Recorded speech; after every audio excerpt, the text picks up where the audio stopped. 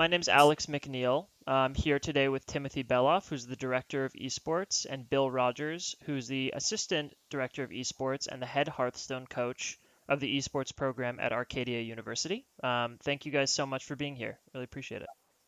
Thanks. This interview is really just an opportunity to talk a little bit about the Arcadia program, give some information to folks out there who might be looking for an esports program to play in college.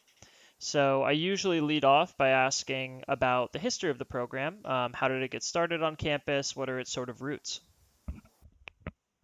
Yeah, so our program started its initial discussion right around the spring of 2018. I had spoken with a former colleague of mine at another institution who just launched a successful program there, and is a friend of mine actually, and was like, "Hey, we should be doing this at Arcadia. It's something that we should definitely get involved with."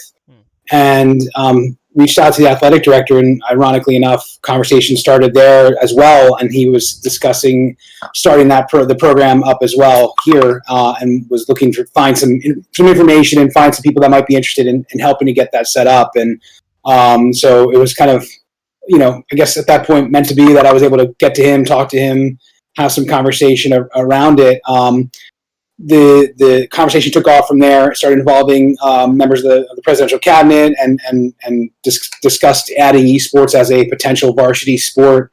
Planning sessions happened. We created an advisory committee that consisted of faculty, students, staff, alumni. At that point, Bill became a member of the advisory committee as a recent alumni who just graduated. And we discussed, what it would take and what we wanted to do to actually have this done, and created a proposal. It was placed before the board, and it was approved by the board in April of 2019 to become a varsity level sport. And we announced in May, started recruiting for the next fall, and started competing in fall of 2019, and just completed our first full year of competition as a program.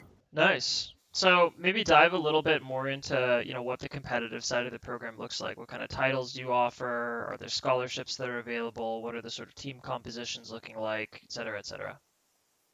Yeah, I can handle that one. So we started off in 2019. We kind of wanted to keep it manageable, so we started off with 4 titles. We had Hearthstone, Overwatch, League of Legends, and Rocket League.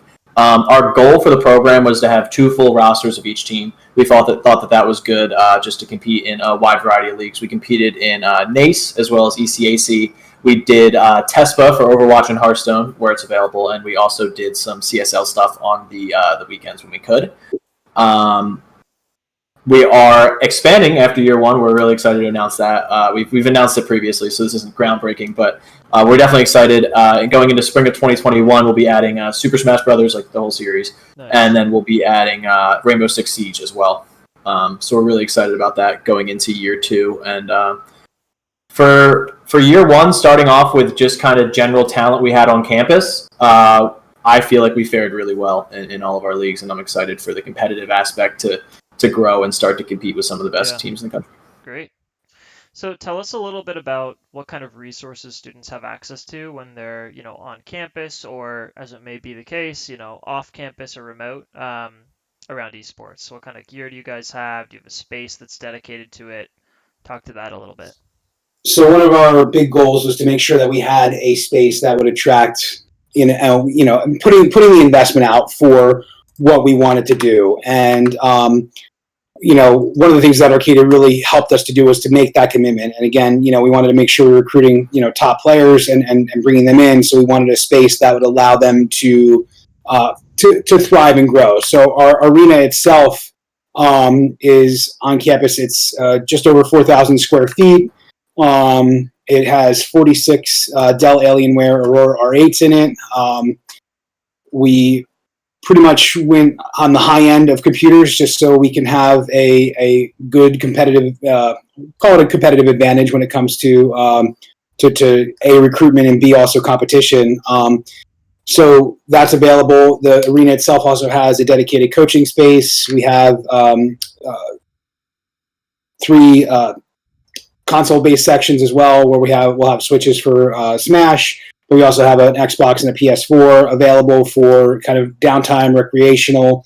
The arena is open to the campus for certain hours of the day as well, so it's not it's available for the general population of the university as well when there are students on campus. And then we also have a projection system and kind of surround sound for the room to enable video review and stuff like that. There is a lounge, modest players lounge, where there's lockers for student equipment.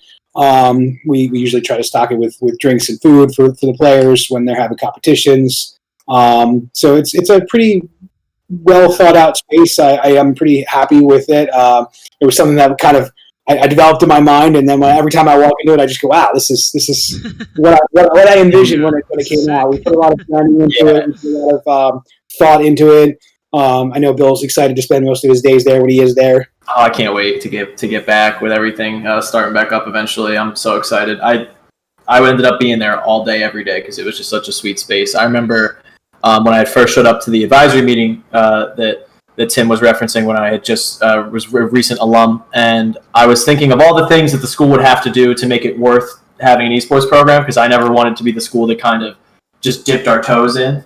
And they showed me the blueprints for the space, and I was like, my work here is done. You guys are going above and beyond for this space, and they definitely proved it. As far as resources as well, because that was kind of part of what you said, our students are under athletics, which allows us a lot of unique opportunities moving forward as a program, because Arcadia does have a full-time strength and conditioning coach. They do have athletic trainers as well, and when things get back to normal eventually, or the new version of normal, whatever that looks like, we intend on kind of utilizing those spaces in the future to kind of make a full, multifaceted program for our athletes. Because, feeling good, you just play better, in my opinion. Yeah, so that's something we look towards in the future as well. We have those resources when we decide to use them. Nice. So, maybe that's a decent segue into the next question, which is what's something that when you look at your program and you compare it to other programs across the country, you think really differentiates you? Maybe it's something that's unique or just a special edge that you think your program has. I got a good one, Tim, if you want me to go first. Go for it. So in the beginning of the fall, we came together and we asked ourselves a lot of questions about how we want to battle, and it's not necessarily a stigma in gaming, but there's a culture that some people think in gaming that can be a bit toxic. So we really wanted to find a way to capitalize on how we're going to make sure that doesn't happen in our space. So instead of us coming together and making a set of rules for students to have to follow, we had a department-wide meeting with all of our students, and we said, we want you guys to write these rules. What do you want to see in this space? What do you want to see when you're in here, when you're in practice? And we came up, I think it ended up being just like something like 10 just kind of general rules that we wanted to follow, and they're hung up in the arena. And I've even heard it like during online practices where someone will say something, we'll have like a new student come in and they'll speak a certain way, and then immediately, like, their own teammates are like, hey man, like, this isn't how we do this here anymore. Like, it builds everyone up, and everyone feels really welcome. And those are like I think it's so special because the students themselves created that space, and they're much more likely to hold themselves to a higher standard when they had a part in creating it. Yeah. So I think that's something that our culture and like our growing culture is something that I think distinguishes us, and I'm really excited about. That's cool. I mean, I would love to see that kind of code of conduct at some point and just kind of take a look at it. It sounds really great. Yeah, we have it, so. Absolutely. So last question. If you're, addressing someone, as I mentioned, who's like right now going through the process of looking for a school to, compete with, to play with, or maybe they just care about gaming and they want to go to a school where that's part of the culture, what's something that you would tell that student? It could be a pitfall to avoid or just some good advice that you've, synthesized in working with a lot of students. Do you want to take it, Tim, or you want me to get it again? What's up? Go ahead. Oh, yeah. So my first advice for students is to be multifaceted and keep your grades up. Keeping your grades up is vitally important because you can be the best League of Legends player in the world, and if you didn't get the grades that to get you into our institution, to thrive in our institution, then we're automatically, more skeptical about being able to bring you into part of our family, because we want you to be part of our family. We just need to make sure that you're going to be able to be sustainable and have a healthy college career. That's what we want for all of our students. So I'd say keeping the grades up is really important. And the people that I've spoken to about our program that have kind of shown through the best are the people who kind of tend to want to help others, to come together and say, I want us all to be better, because everyone wants to get better at video games, but how do we get everyone better at video games? So I think selflessness and keeping your grades up are the two things that like catch my eye for a prospective student.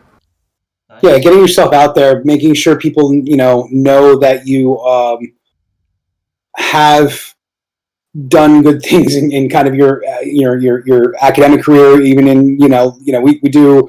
There's some service requirements and stuff like that we have with our teams and stuff like that in athletics as well. So we're looked at and making sure that we're kind of following along those lines as well. So it's not just, you're not just coming here just to sit in your room and play a video game and only be an esport athlete.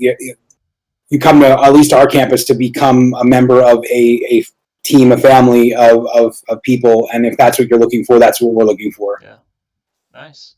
Well, Timothy and Bill, thank you so much for taking the time and talking to me a little bit about your program. I really appreciate it. Yeah, anytime. Yeah. Talking's my favorite thing. Me too.